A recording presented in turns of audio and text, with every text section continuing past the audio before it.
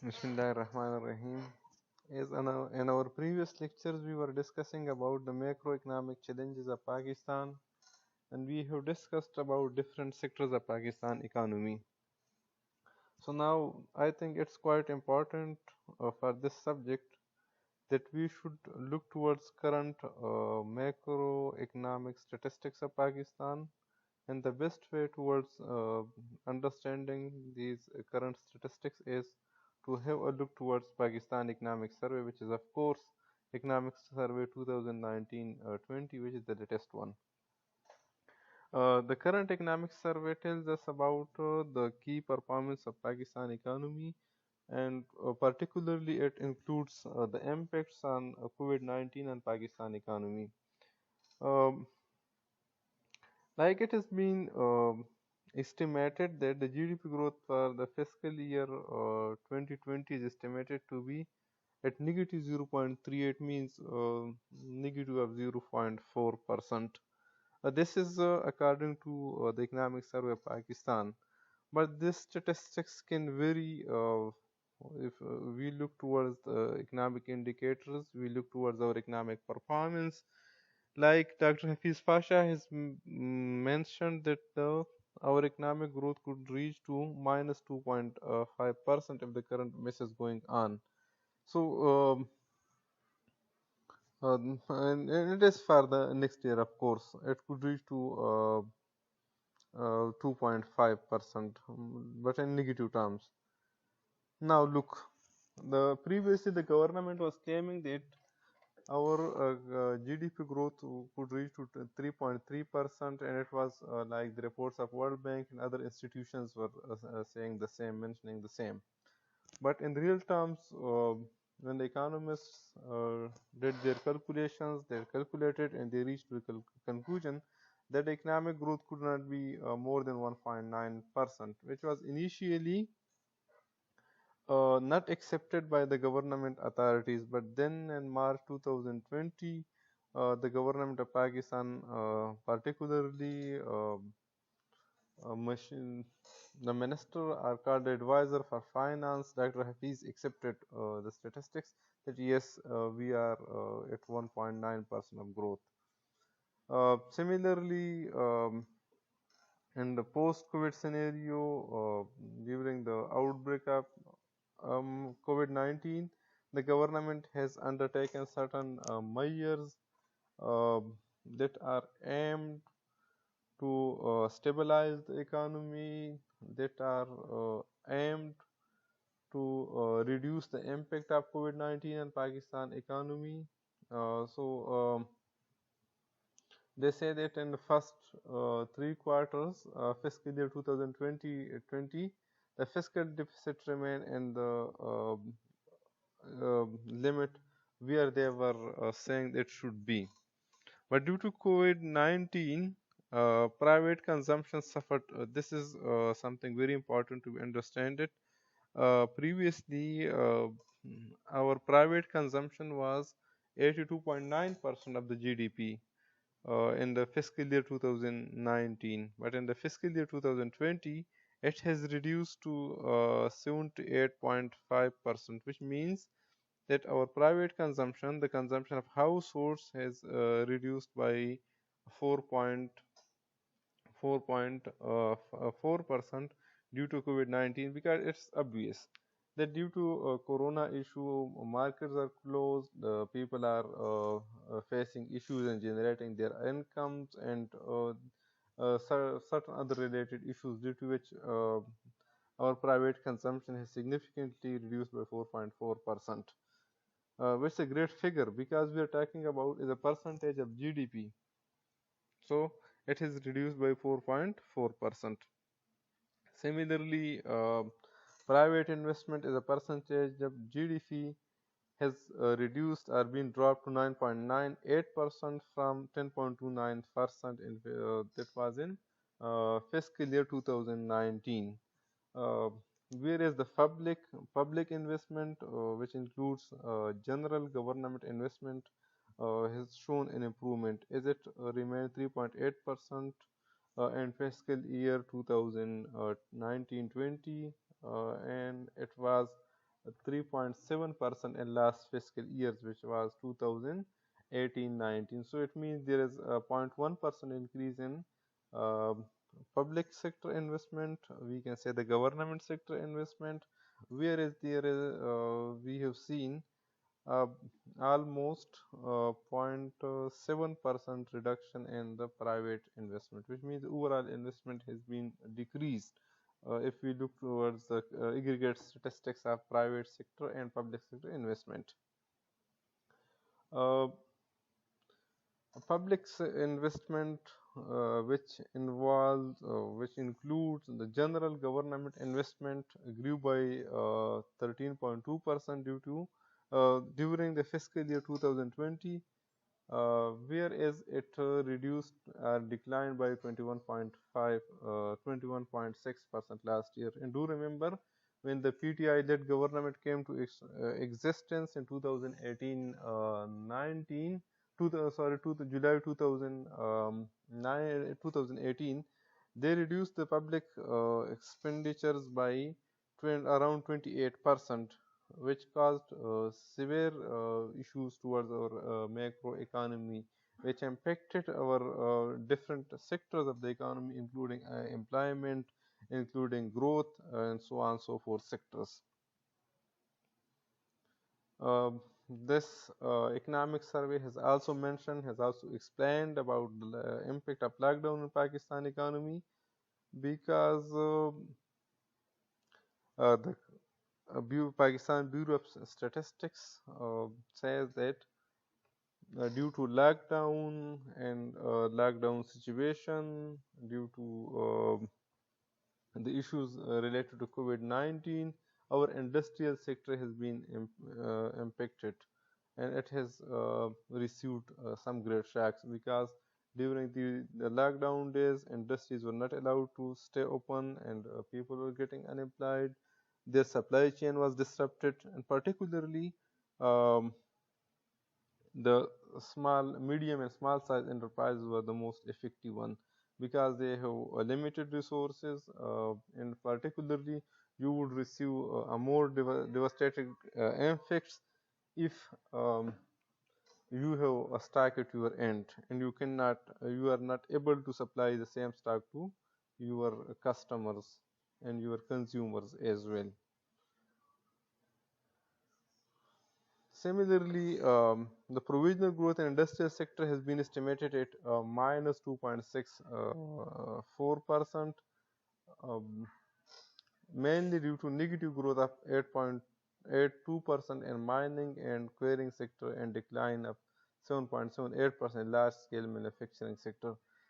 Now, this is something which we need to be worried about, because we cannot say that minus 2.64% of decline or negative growth in the mining sector and similar allied sectors due to COVID-19, because these are the sectors which are not that much affected by COVID-19. It means there is something going which is affecting our this sector, like our main large LSM sector, which means large scale manufacturing. It has declined by 7.78%. Due to lockdown situation in the country, the growth estimates of small scale industry um for fiscal year 2020 are 1.52%. Similarly जो हमारे industrial sector है, services sector of the economy has also received a significant negative shocks due to the lockdown situations, particularly in wholesale, retail trade, and transport sectors, because we know and we have observed it very well that during the lockdowns, many markets, plazas were closed, and particularly we have seen the transportation sector, like there was a ban in transportation, between inter-district transportation, between inter-provincial transportations, due to which many of the conductors, many of the drivers, and many of the people which were related to this industry got unemployed. Like if we move towards different bus stations, if we move towards our addas, there are many people which are related to this industry, like some people would sell out their homemade products. Some of the people are related to hotels and similar industry in the bus stations. So all of them got employed due to the transportation sector, due to lockdowns, and due to which our transportation sector was unable to perform. Um, and last few years, our services sector was growing well. It was showing a great performance, but due to and but during this current year, which is fiscal year 2019 20, our services sector grew by 0.59%. And it's mainly due to 3.4% decline in wholesale retail trade sector and 7.13% decline in transport, storage, and communication sectors. Because if we inculcate to our the effects of our retail, wholesale, and transportation sector to the services sector, which it means overall the growth of service sector was 0.59%. Similarly, your finance and insurance sector witnessed a slight increase of 0.79%, and the housing services, general government service, and other private services have contributed positively at 4.02, 3.92, and 5.9% respectively. So these are the sectors which contributed towards 0.79% increase in finances and insurance sector. Now we are moving towards agriculture, which is considered as one among the key and important sectors of Pakistan economy. Agriculture sector is the sector which recorded a significant growth, and which is 0.58% growth of the last year. But I am not convinced about these statistics. If these statistics are true, then why and as of how we are facing the crisis in this sector? We are facing the crisis in the flour market. We are facing the crisis in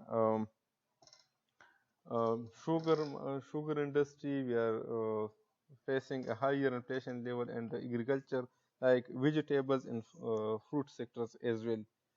So it needs to be studied and to understand at a more micro level. If these statistics are true, then why we are having the crisis? And it's quite important for the Ministry of Finance and Planning Commission that either they should look towards their own statistics, or they should explain the things, and they should came up with proper reasons. Like the statistics shows this rice production increased by 2.9% to 0.41 million tons, and maize production by 6% to 7.236 million tons. Similarly, cotton production declined by 6.9% to 9.178 million bales, and sugarcane production by 0.4% to 66.880 million tons. Now, it shows that the sugarcane production has decreased by 0.4%. Then, if this is true, then why we are seeing the crisis? Like we are already having some surplus from the previous years as well. If this is the decrease in the production, then why we are seeing the crisis, which again needs an inquiry, or the Planning Commission and Ministry of Finance should revise or see to their statistics in uh, a bit more informative way. The wheat, which is the most important crop of Rabi season, they say that it is in experienced a growth of 2.5% to reach 24.94 million tons. Again, the statistics is in contrast to the reality, because it's generally been said, and particularly if we meet any of the farmer, they would say that this year wheat production has been reduced, particularly in our hilly areas or areas where we have received a higher amount of rains. तो उन इलाकों में जहाँ पर बारिश ज़्यादा हुई है इस दफ़ा वहाँ पे हमारा जो प्रोडक्टिविटी है वो कम है. And it is also been stated and recorded by the government, like in its meetings in the month of June and start of July. The federal cabinet has allowed the ministry to import extra amount of wheat. If this statistics are true, and we say that we have showed a growth of 2.5%, so then why we need to import wheat? Because let's make things clear. Our population growth is 2.5%, and this growth 2.4% is our population growth, and the growth in wheat productivity is 2.5%, which means we have no issue. Then either the statistics is not true, or either our population statistics are not true, or either our government's plan that they are importing additional wheat, they are playing with statistics. So again, this is a mystery. And similarly, other crops which showed a growth of 4.57%, mainly due to increase in production of pulses, oil seeds, and vegetables. Cotton ginning declined by 4.61% due to decrease in production of a cotton crop. The crop sector experienced a remarkable growth of 2.98% due to increase in growth of important crops by 2.90%.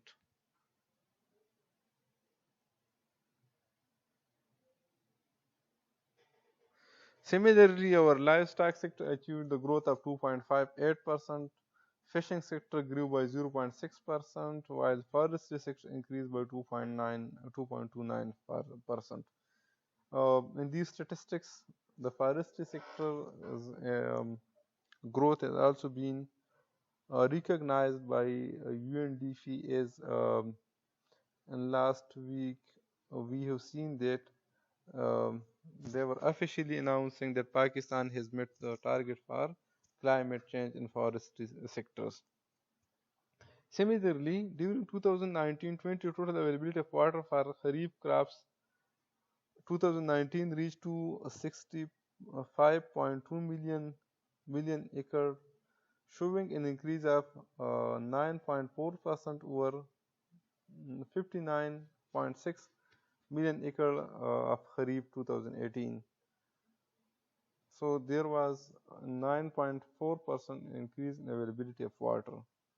During Rabi season 2019-20, total water availability reached to 29.2%, 29.2 million acre, showing an increase of 17.7% over Rabi 2018-19. Similarly, fertilizer production during fiscal year 2020 July-March increased by 5.8% over the same period last year on the back of additional supply of gas for fertilizers. Again, if the statistics is true, then why we are seeing and we are experiencing an increase in the prices of fertilizer in the market? Why it's not been easy for farmers to have access to fertilizers at the time of need? The fertilizers import has reduced by 20.7% during fiscal year 2019-20, means the month of July and March. And there was an uptick in agriculture credit disbursement. The banks have disbursed 12.2 billion, higher by 13.3% than the disbursement of 804.9 billion that was made during the last fiscal year, which was 2018-19. Manufacturing and mining sector, which is one among the also one among the key sectors of Pakistan economy, and of course for any other economy. The LSM sector, which is a large-scale manufacturing sector, declined by 5.4% during July-March 2020, as compared to 2.34% declines during the same period of last year, which means that there was um, more decline, there is more worse performance in this sector during fiscal year 2020 as compared to the 2018-19. And there are a number of factors which contributed towards this poor, or we can say negative performance of large scale manufacturing.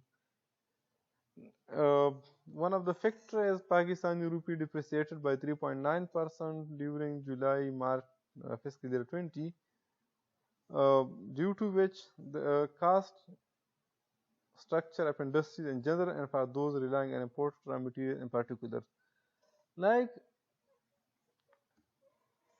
the exchange rate can matter a lot for your industrial productivity, for your industry. If your exports, if your production is highly dependent on your imports, and Pakistan is one among the country whose exports are dependent on imports, because our industry are run by power that is produced by petroleum products or other similar products. So if the price of these products increases, then automatically the price of your export would increase, because in economics we say that if your input prices increases, the price of your output would increase. So same happens to our exports, our industrial productivity. Similarly, policy rate, which was kept high to contain inflation, because when PM Belen left the government in May 2018, the policy rate, which is the interest rate, was 5.5%, which increased to ever high of 13.5% during mm, the last during the second monetary policy of fiscal year 2019-18. It was quite difficult for the industrialists, for the investors to get a loan to increase their investment or to finance their scheduled activities. So when the interest rate increased, um, it hampered the overall production and performance of the industry. And similarly, there are certain industrial sector specific issues which contributed towards the poor performance of LSM along with exchange rate. Automobile sector alone accounted for a major portion of contraction in LSM. Its prices witnessed a multiple upward revision due to PKRR depreciation. Pakistani रुपये की depreciation है, उसकी वजह से हमारा जो large scale manufacturing industry है, specifically उसमें अगर हम गाड़ियों का जो सनत है उसको ऑटोमोबाइल सेक्टर कहते हैं, जो रुपये की डिप्रिसिएशन है, रुपये के एक्सचेंज रेट में इंक्रीज है, उनकी वजह से हमारे जो बायर्स थे उनके पोटेंशियल जो है वो सिग्निफिकेंटली इम्पेक्ट हो गए, जिसकी वजह से ये सेक्टर जो है इफेक्ट हो गया. And the rest of the thing was done by the electricity prices.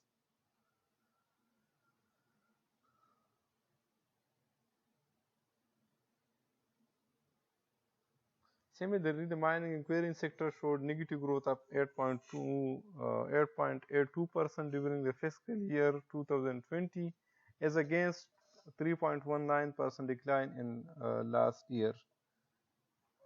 Our economic survey blames reasons such as lagging behind despite huge potential due to interconnected and cross-cutting issues like poor regulatory framework, insufficient infrastructure at the mine site, outdated technology installed, semi-skilled labor, low financial support, and lack of marketing, which have caused this sector to underperform. This is what our economic survey states so far for the poor performance of our mining and quarrying sector. But again, if their statement is true, then is why and how they were performing well previously. So again, we need to dig out other possible reasons that has contributed toward this negative growth, as compared to like the fallacious statement that semi-skilled labor, low financial support. Of course, low financial support could be one of the reasons, because if you increase your interest rate, then it would be unable, it would be impossible, or at least it would be difficult for the people to get loans to finance their activities. So it's true that financial support is one of the reason, but the rest of the reason may not be the very true factors for this significant growth and significant negative growth of the mining and quarrying sector of the Pakistan economy.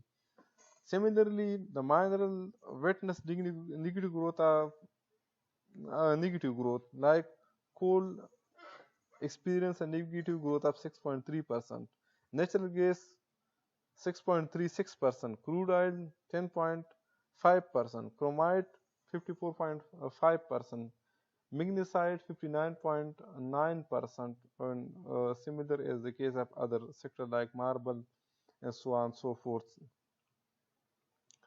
These are the sectors these are the mines or minerals or natural resources that showed a negative growth, whereas barytes, quartz, ochre, dolomite are the mines and minerals which showed a positive growth, that is 241.6% of the growth in barytes, 130.8% quartz, and similar like 68.8% ochre, and 16.27% by dolomite. So this is a mixed set of statistics. Fiscal development, which tells us about the revenue and expenditures of the government. The statistics of the Planning Commission, the Economic Survey shows that fiscal outcomes remained strong, remained stable during the first 9 months of current fiscal year after sharp deterioration in fiscal year 2019. Government stringent fiscal policy strategy to improve the revenues along with expenditure rationalization help in improving all fiscal indicators, particularly the imbalance on fiscal side reverted to the path of fiscal discipline and fiscal consolidation. These are the statements, but in actual the government has not been able to accrue or collect or reach to the tax targets that were targeted for the fiscal year 2019 and 20. The fiscal deficit is substantially reduced to 4% of GDP during July and March of the fiscal year 2020 against 5.1% of GDP in comparable period of last year. So it means there is a 1.1% reduction in fiscal deficit during this year as compared to the previous year. Similarly, the primary balance posted a surplus of 194 billion during July-March fiscal year 2020 against the deficit of 463 billion, which is described as a remarkable turnaround. ये हुकूमत जो है जो primary balance जो surplus है उसको अपनी कामयाबी गर्दानती है कि ये हमने सिग्निफिकेंटली उसमें जो है क्या क्या हुआ है, हम सरप्लस लेके आए हैं इस हमारे जो प्राइमरी बैलेंस में.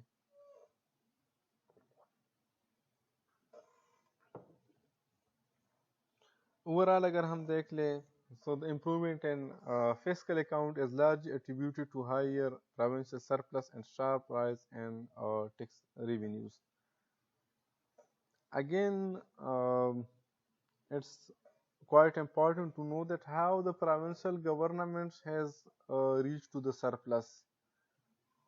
Like, is it the case that the government, provincial governments have received higher tax revenue as compared to their costs, or it is the case that the provincial governments are unable to spend their money? Like in Khyber Pakhtunkhwa and Punjab, it's the case that the government, even in Khyber Pakhtunkhwa, they are unable like to spend 50% of the budget. So if they are saying that this is our budget surplus, this is our provincial surplus, then again I think it may not be healthy for the economy, particularly if you are not spending the budget of your development sector.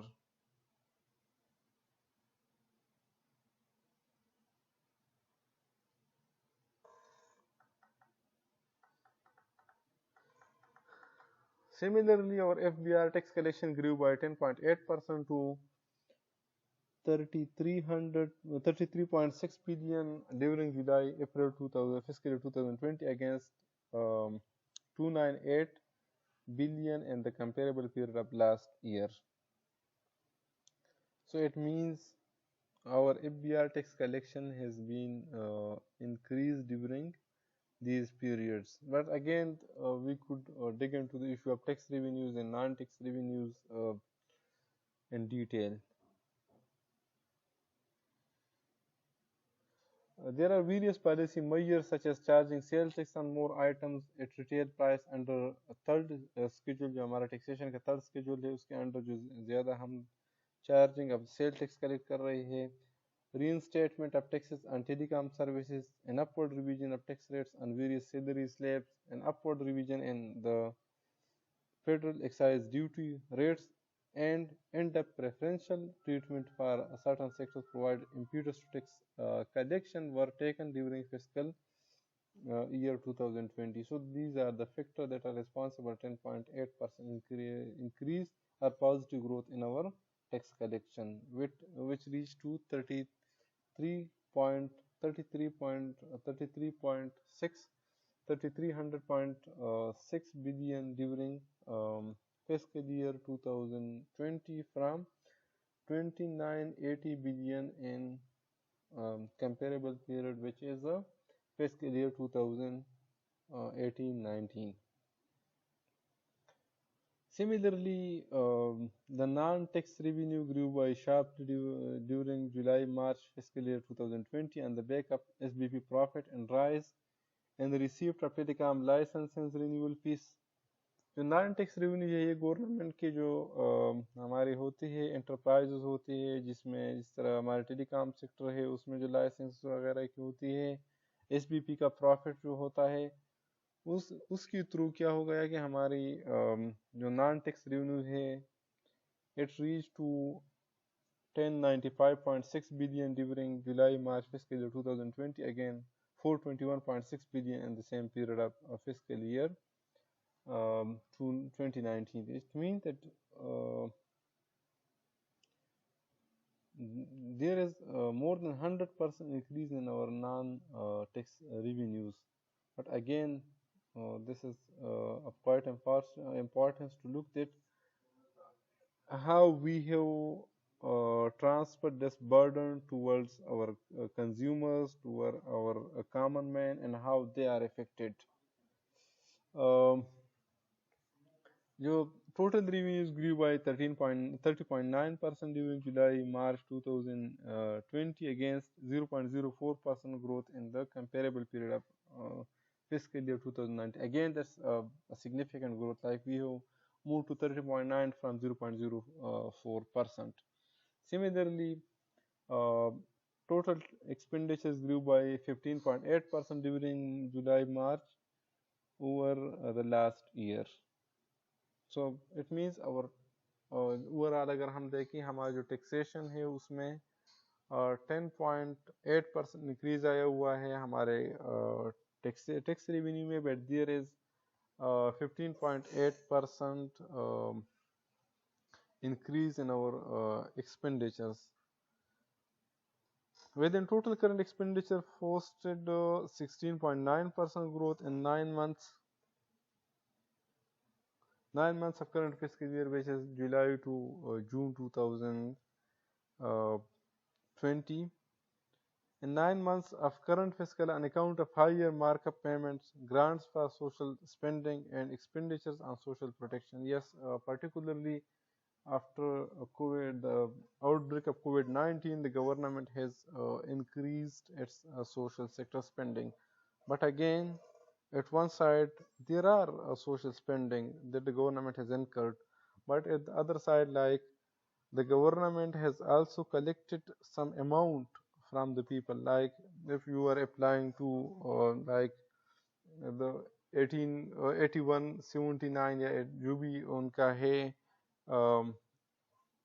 helpline था, अगर आप उसको if you are messaging to them and you are registering for ESAS program, they were charging some specific amount from each of the respondents. So many of the people have applied and they have registered themselves, but the government hasn't provided support to all the people. So it means we had to look into these statistics in a more detail, that how much money the government has collected through that registration process, and how many amount is being provided to the people. Like uh, the SAP, Dr. Sanya Nishtar has said that we have provided financial support to 110 million the total population, which means um, there is a support available to 50% of population, but it needs a ground level check that whether that much of the people have received their support or not. So it's something that's related to ground level reality to be checked, if not now, in future. PSDB spending witnessed a significant rise both at federal and provincial levels. Overall, PSDB expenditure grew by 29.4% during July-March fiscal year 2019 as compared to the previous year. Now, that's the point, that we need more government expenditures if we want to increase or boost our aggregate demand, our economic growth, particularly in the aftermath of COVID-19. Because if we look towards our Keynesian economics is of the opinion, and of course it worked during recession, and it will work this time. I hope so, because COVID-19, after COVID-19, it has already been announced that the world has entered a recession. So now, if the government increase its spending, it would lead towards higher production, it would lead towards a higher employment, and overall macroeconomic pictures can change through increase in the government spending. Fiscal position till March 2020 indicated improved fiscal performance. However, the COVID-19 pandemic has brought significant challenges for the economy. In particular, fiscal accounts are expected to come under significant pressure. Of course, they are. So now it's the high time for the government to come up with uh, macroeconomic policies that support each and every sector of the economy, that support the SMEs, that support the LSM sector, that support the services sector, so that if these sectors are supported, they would generate employment opportunities, they would generate income generation opportunities for the people, and specifically government should increase their public sector spendings, because the public sector spendings can generate a lot of employment opportunities, a lot of income generation opportunities, from a laborer to a salesman, from a salesman to retailer, and from a retailer to wholesale dealers, and from wholesale dealers to industries and units. So it could be the better way to overcome the crisis through increase in government spending. Similarly, the government should look at to the intrastate, like uh, at the onset of pandemic 2019 and March. Since March 2020, the government has decreased its intrastate policy rate time and again, like it has reached to around about 7% from 13.5%, which needs further revisit to accommodate the challenges and to face the economic challenges through fiscal monetary interaction and better fiscal and monetary policies. Similarly, to achieve the targets of both tax and non-tax segments is described as challenging due to disruption economic activity, and the short-term economic impact of COVID-19 is expected to be significant, creating large fiscal and external financial needs. So these are the different sectors of Pakistan economy which are contributing towards our macroeconomy. Similarly, money credit is the another sector which is playing an important role. Similarly, we have sectors like education, we have sectors like health, and other sectors which needs an in-depth analysis, particularly in the aftermath of COVID-19. So we will discuss the rest of the sectors in our coming lectures.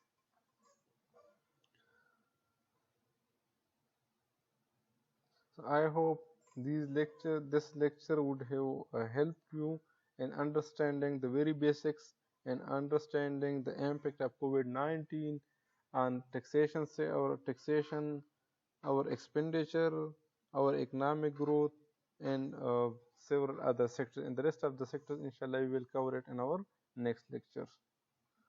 So thank you.